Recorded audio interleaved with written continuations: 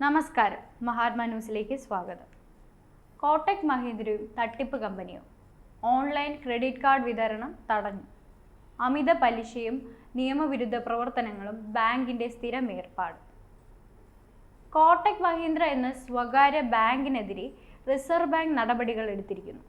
ബാങ്കിന്റെ IT സംവിധാനങ്ങളിലുണ്ടായ പോരായ്മകളുടെയും പിശകുകളുടെയും പേരിലാണ് നിയന്ത്രണങ്ങൾ റിസർവ് ബാങ്ക് പ്രഖ്യാപിച്ചിരിക്കുന്നത്. ബാങ്ക് ഓൺലൈൻ സമ്പ്രദായത്തിലൂടെ ഉപഭോക്താക്കൾക്ക് നൽകി വരുന്ന ക്രെഡിറ്റ് കാർഡ് വിതരണം റിസർവ് ബാങ്ക് തടഞ്ഞിരിക്കുകയാണ്. കേരളത്തിൽ വാഹന വായ്പയുടെ കാര്യത്തിലും ഭവന വായ്പയുടെ കാര്യത്തിലും വലിയ ഇടപെടൽ നടത്തിയ ബാങ്കാണ് കോട്ടക് മഹീന്ദ്ര. വാഹന ഡീലർമാരുമായി ധാരണയിലെത്തി വായ്പ വഴി വാഹനം വാങ്ങുന്നവർക്ക് എളുപ്പത്തിൽ വായ്പ അനുവദിച്ച് കസ്റ്റമേഴ്സിനെ വശീകരിക്കുന്ന പരിപാടിയാണ് കോട്ടക് മഹീന്ദ്ര തുടർന്നു വരുന്നത്. പുതിയതായി വാഹനം വാങ്ങുന്ന ആളുകൾക്ക് വാഹന ഡീലറുടെ ഓഫീസിൽ വെച്ച് തന്നെ വായ്പ ഉടമ്പടികളും മറ്റു രേഖകളും തയ്യാറാക്കി വായ്പ അനുവദിച്ച് വാഹനം കൈമാറുകയാണ് ചെയ്തു വരുന്നത്. എന്നാൽ ഇത്തരത്തിൽ വായ്പ അനുവദിക്കുമ്പോൾ ഉപഭോക്താവ് ഒപ്പിട്ട് നൽകുന്ന നിരവധി പേപ്പറുകളിൽ പലതരത്തിലുള്ള ചതികളും ഒളിഞ്ഞിരിക്കുന്നതായി ഉപഭോക്താക്കൾ അറിയില്ല. നിരവധി പേപ്പറുകളിൽ നിറഞ്ഞു നിൽക്കുന്ന വ്യവസ്ഥകളും മറ്റും ഒപ്പിട്ട് കൊടുത്ത വാഹനം വാങ്ങുന്ന ഉപഭോക്താവ് ആ കമ്പനി പറയുന്ന പലിശയും പിഴ പലിശയും മറ്റ് നടത്തിപ്പ് ചെലവുകളും എല്ലാം കൊടുക്കേണ്ടി വരുന്ന ഗതികേടാണ് ഉപഭോക്താക്കൾക്കുണ്ടാകുന്നത്. വായ്പ അനുവദിക്കുന്നതിന് വേണ്ടി വാങ്ങുന്ന ചെക്കുകൾ പോലും പലതരത്തിൽ കോട്ടക് മഹീന്ദ്ര ദുരുപയോഗം ചെയ്യുന്നതായി വാർത്തകൾ വന്നിരിക്കുകയാണ്. വായ്പ എടുത്തവർ തവണ അടയ്ക്കുന്നതിന് ഒരു ദിവസം വൈകിയാൽ പോലും വലിയ ഫൈൻ ഈടാക്കുന്ന ഏർപ്പാടാണ് കോട്ടക് മഹീന്ദ്ര തുടർന്നു വരുന്നത്. ഇതിനിടയിലാണ് ആർക്ക് വേണമെങ്കിലും എപ്പോൾ വേണമെങ്കിലും കോട്ടക് മഹീന്ദ്രയുടെ ക്രെഡിറ്റ് കാർഡ് അനുവദിച്ച് നൽകുന്ന ഒരു സമ്പ്രദായം കൂടി ബാങ്ക് ആവിഷ്കരിച്ചത്.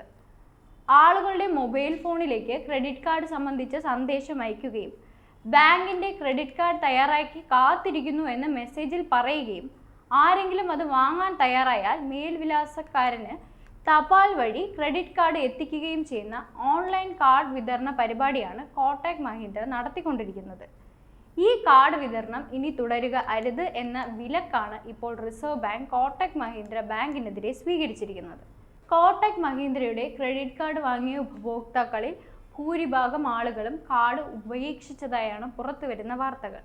ഒരാളുടെ പേരിൽ കാർഡ് അനുവദിച്ചു കഴിഞ്ഞാൽ അയാൾ ഉപയോഗിച്ചില്ലെങ്കിൽ പോലും ഓരോ മാസവും 200ഉം 250 രൂപയും സർവീസ് ചാർജായി അക്കൗണ്ടിൽ നിന്ന് ബാങ്ക് പിടിച്ചെടുക്കുന്ന ഏർപ്പാടാണ് തുടർന്നു വരുന്നത്. അതുമാത്രമല്ല, ക്രെഡിറ്റ് കാർഡ് ഉപയോഗിച്ച് എന്തെങ്കിലും വാങ്ങുകയോ മറ്റോ ചെയ്താൽ 1000 രൂപയുടെ ഇടപാടിന് ഒരു മാസം കഴിയുമ്പോൾ 500 രൂപയോളം അധികമായി നൽകേണ്ട അവസ്ഥയും ഈ ക്രെഡിറ്റ് കാർഡ് ഏർപ്പാടിനുണ്ട്. സ്കൂട്ടർ, ബൈക്ക് തുടങ്ങിയ ഇരുചക്ര വാഹനങ്ങൾ മുതൽ വലിയ വാഹനങ്ങൾക്ക് വരെ ഏറ്റവും എളുപ്പത്തിൽ വായ്പ അനുവദിക്കുന്ന ഏർപ്പാട് നടപ്പിലാക്കിക്കൊണ്ടാണ് കോട്ടക് മഹീന്ദ്ര കേരളത്തിലെ വാഹന വിപണി കൈയടക്കിയത്.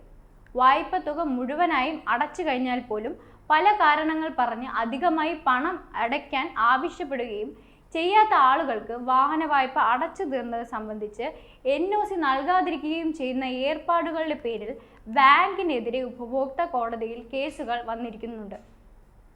രാജ്യത്തെ സ്വകാര്യ ബാങ്കുകളുടെ കാര്യത്തിൽ വലിയ വളർച്ച നേടിയ ഒന്നാണ് കോട്ടക് മഹീന്ദ്ര.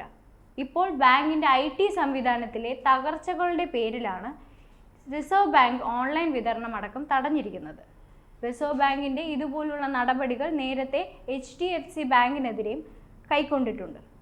ഏറ്റവും എളുപ്പത്തിൽ വായ്പകൾ അനുവദിക്കുക എന്ന തന്ത്രം നടപ്പിലാക്കിയത് വഴിയാണ് കേരളത്തിൽ കോട്ടക് മഹീന്ദ്ര വലിയ വളർച്ച നേടാൻ കഴിഞ്ഞത്.